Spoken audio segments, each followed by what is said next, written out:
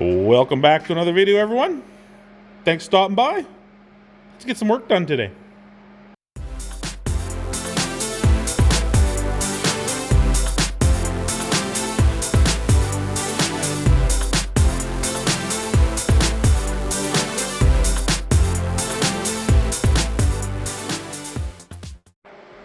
Yeah, thanks for coming back, people. Well, we're into the trunk. Got the tank in, because today I'm going to make my templates to do the floor of this trunk. Now there's two reasons why I needed this tank in here. One is just going to hold up the center of my template because they're just cardboard. But the biggest thing is at the back of the tank here, you see this rise where the filler neck is. Well, the floor is perfectly flat right across to the side rails, right across the tank here. And it stopped probably about a ½ inch before this rise, and it comes up on a perfect slope right to the bottom of this plate here. And I cut this off flush. So that'll be the rise up to here, and then there'll be like a little pyramid coming on both sides, and then it'll tie in back here to the back bumper area. And I'll weld that all in nice so that it's a nice solid unit and none of the crap and dust can get inside the trunk. So we need to make sure this is all fine and dandy in here. She's an old car, so we got the old fill from behind here. So that is going to be going in there. This is the fill spout, and it fits right behind this little door here. And it needs a little work. She's a little dinged up. But yeah, it's going to fit right in there. And then when I weld that little pyramid thing to the side, it'll make a nice little tent over top of that, keep everything protected. Now the other reason I have the tank in here, and I have it all leveled where it's at, is when I peeled up the old floor, there was two ribs underneath the floor that fit between this groove of the tank and this one here. And you can see these divots on the side. Well, this is like a little rail that came out and it kind of bumped up across the tank, bumped down, and then welded into the floor. Now I'm probably going to attach the frames themselves. Just it's easier for me, but originally it was just on the floor. And then what they had was the tank was lowered down, a sheet of rubber was put across the top of that tank, and then it was sucked up into the bottom. So using tank straps, it pulled it tight against the bottom of the floor. So the upper ribs touched the floor themselves with the sheet of rubber in between it, but then it had a couple stiffening ribs, so you didn't get that oil can in the back, and they fit right in between the ribs of that tank. So when I got home today, she was still 6 degrees in the old shop, so I only got the little electric heater going today.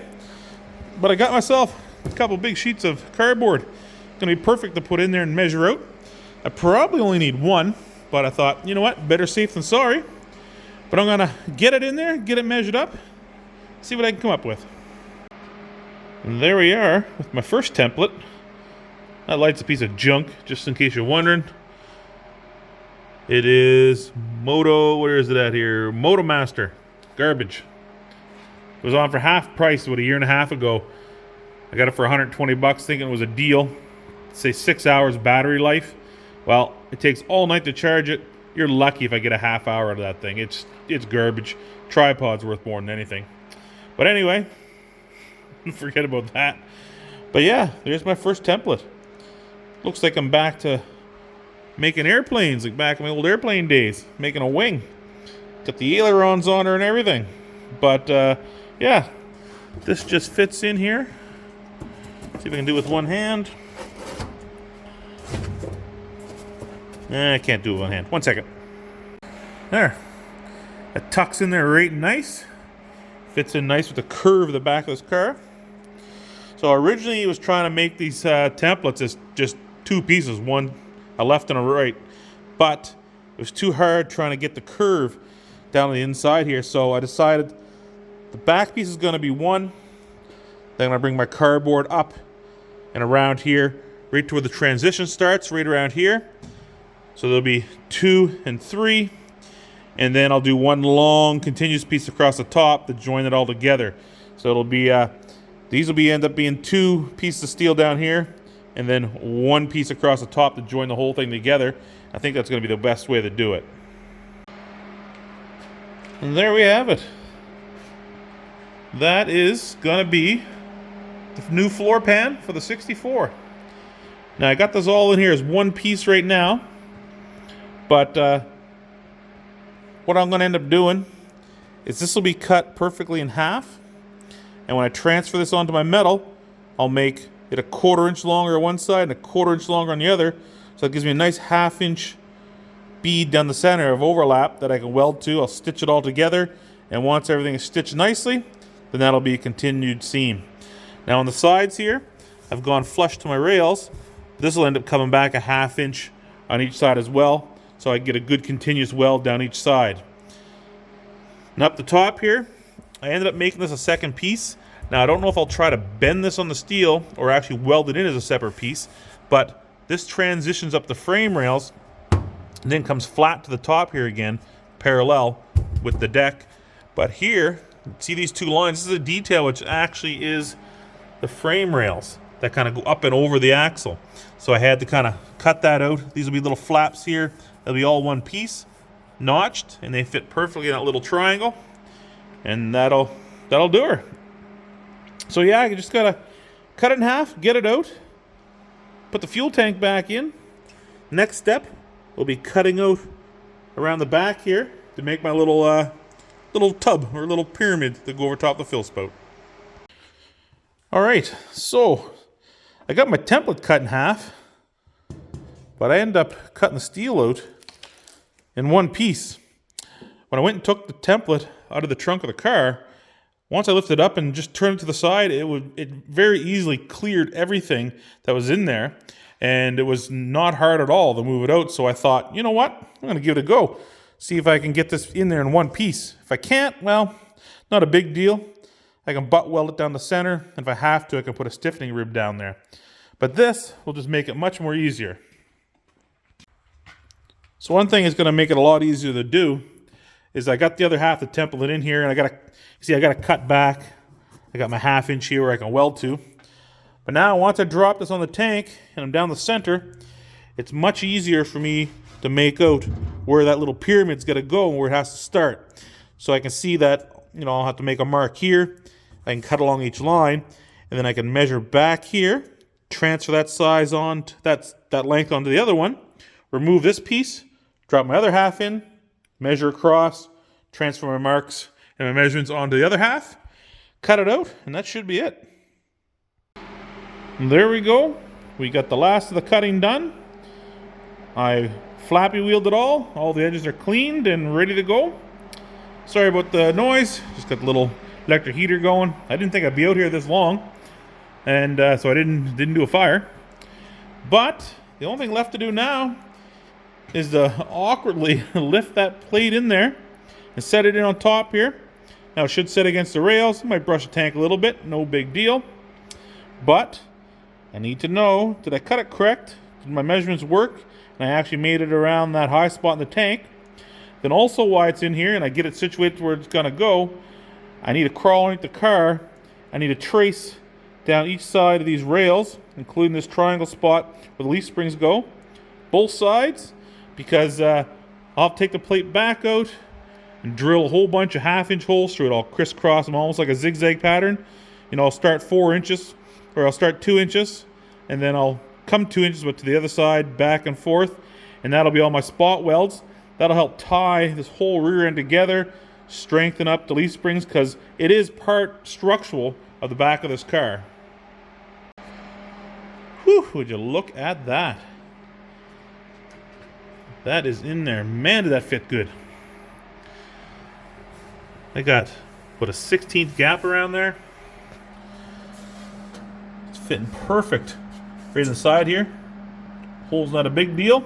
Bumper bracket fits up through that hole on the other side. And as for the tank, it'll be right there, which gives me just thickness of my finger that go underneath of it. So underneath that tank, like I mentioned before, there's going to be a sheet of rubber, and that's going to be under there. When I bolt that up to the bottom tight, that rubber will be between the tank and that plate so it doesn't rub. So this fits in here good. I got about a 1/2 rail left on this side. This will be good because I still have to make my piece that transitions down that's going to tie into the tub and work its way down here. This will give me something to drop it into, and then I can weld to real good. So now my next step is to go underneath trace out my rails, my frame rails on both sides, so I know exactly where they're going to go. Then I can start drilling my holes, do my plug welds to get that down nice and tight.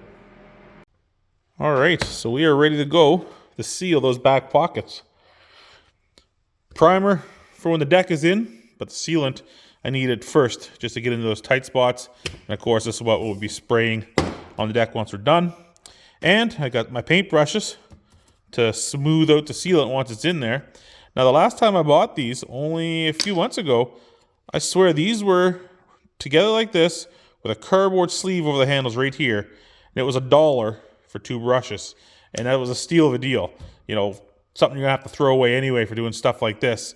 I go in there today to the dollar store, and that's how they are. They're all separated, 1 for $1. I'm sure they're the identical ones, and they've just cut and peeled the little wrapper off them, and now basically they're doubling their money. I'm sure that's what's going on. Got that laid in there pretty good. She's on thick. Not as quite as thick as they put it on from factory. If you remember back, that was a good 2.5 inches wide, and some spots were a 1/2 inch thick with that seam sealer. So I just did enough to smooth it out, and with that brush I can shove it into the crack just a little bit, and that'll just help seal it up. Alright, so I've gone through here, a little hard to see, but I've measured out where I'm going to put my holes. So I started off down one rail going every 6 inches. And then on the next rail, started in 3 inches, then continued on every 6. So I'll be starting off both ends right across from each other.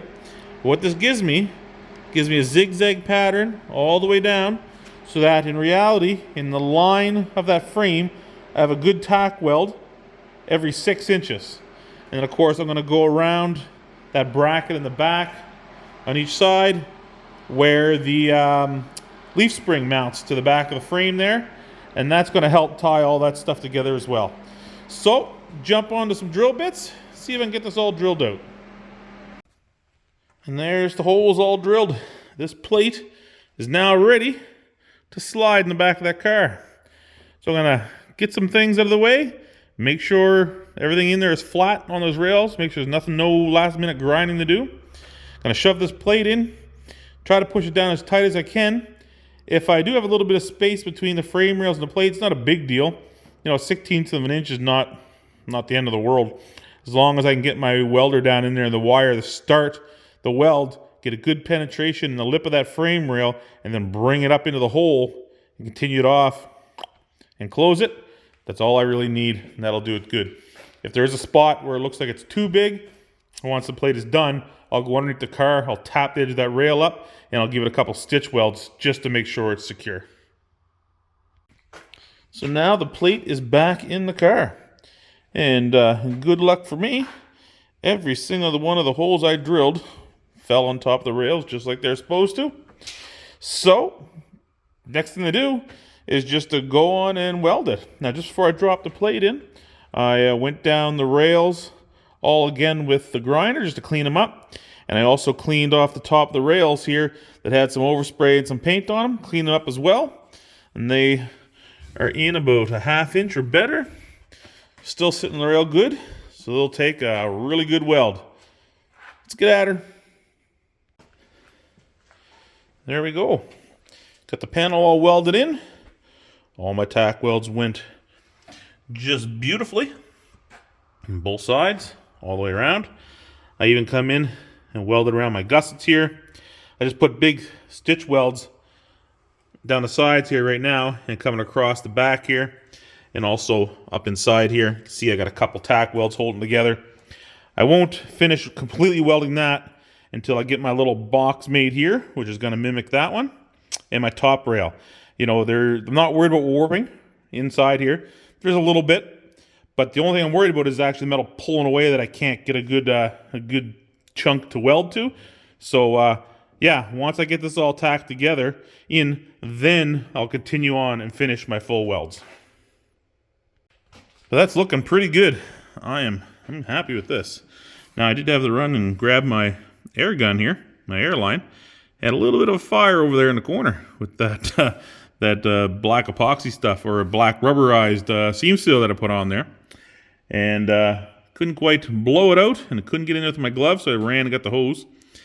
Blow some air on it, it went out, but got me thinking. Got the old wood stove over there, and I do a lot of welding out here. Probably not a bad idea to have some kind of fire suppression. Now, I'm definitely not having a chemical fire extinguisher out here. Well, if she's gonna burn, let her burn. But letting one of them loose in a shop is a disaster. But where I work, they do sell, we sell water fire extinguishers that you can fill up and you put your own compressed air in, and they work quite well. Use them a lot in the hay industry and straw industry. So I think I'm gonna have to get myself one of those out here just to have something, just for quick. You know, I'm not welding huge areas at a time. It's only in certain spots, and I'm there when it's happening. And so now, like right here where I'm done doing the welding at the moment, I'm just gonna hang out here for a bit, watch her hot spots, make sure some extra smoke doesn't start coming up. But for the most part, she's cooling down good. And it's time to start measuring out for our top cap. All right, so took our template outside, cut up our piece of steel, put it over there on the brake, which is the big heavy welding tail and a big hammer. And I got my pieces, my flaps made. That'll fit right in the trunk. So let's take it over there, see how it fits. So it goes in there right nice. Now there's just a tiny bit of warp just from me bending out the hammer, but one little push and there it is, it's solid.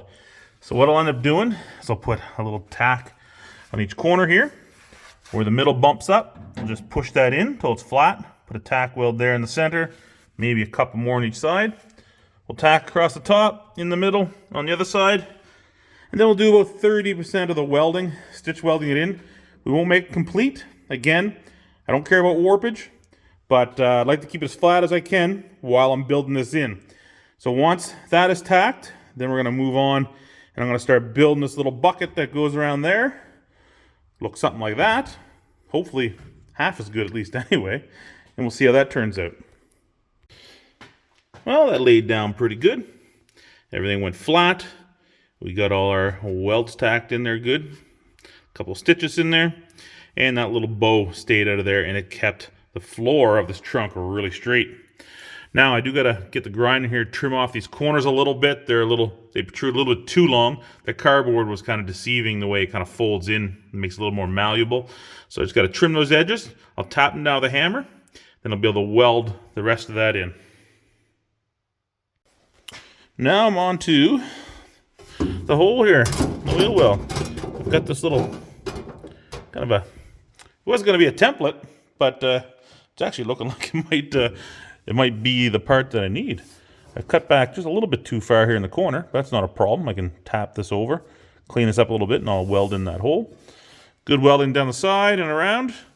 And of course, this is on an angle, just like it drops in there. So I'm thinking I actually might just put this in, a little push here, get her tight.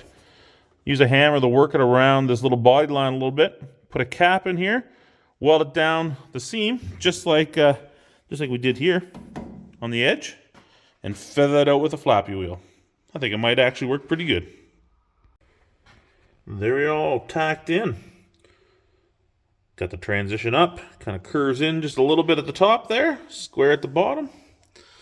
Fitting good and tight all on the top. So it is ready to go. No oil panning at all. Now, onto my filler neck pyramid, I guess you call it, where the top of that fuel tank goes through. Made myself up some templates here. Looks pretty darn good. I should just throw some fiberglass over top of that and call her done. But no, we are going to make that out of some real steel. So, pull it out, template it up, cut it out, and tack it in. And there we go. There's the final product. Got our tacked in there. Looking pretty good. Everything fit up nice. Let's get some nice lines. Pretty even. Everything's tight, no big gaps. So that is going to work really good. But that is the end of today's video. So what I got left to do here is a ton of welding. Every seam now complete is going to get welded all the way around. Then I'm going to go through with my flappy wheel, clean off these spot welds. They shouldn't have any pores in them, so clean them off smooth. Clean off everything else around my corners, and then it'll be time to come through here with the etch primer and get that all this sprayed in, and then of course we'll finish it by laying down the seam sealer. Anyway, as always, thanks for stopping by. Love having you guys along. Hope you have a great week. Catch you again later.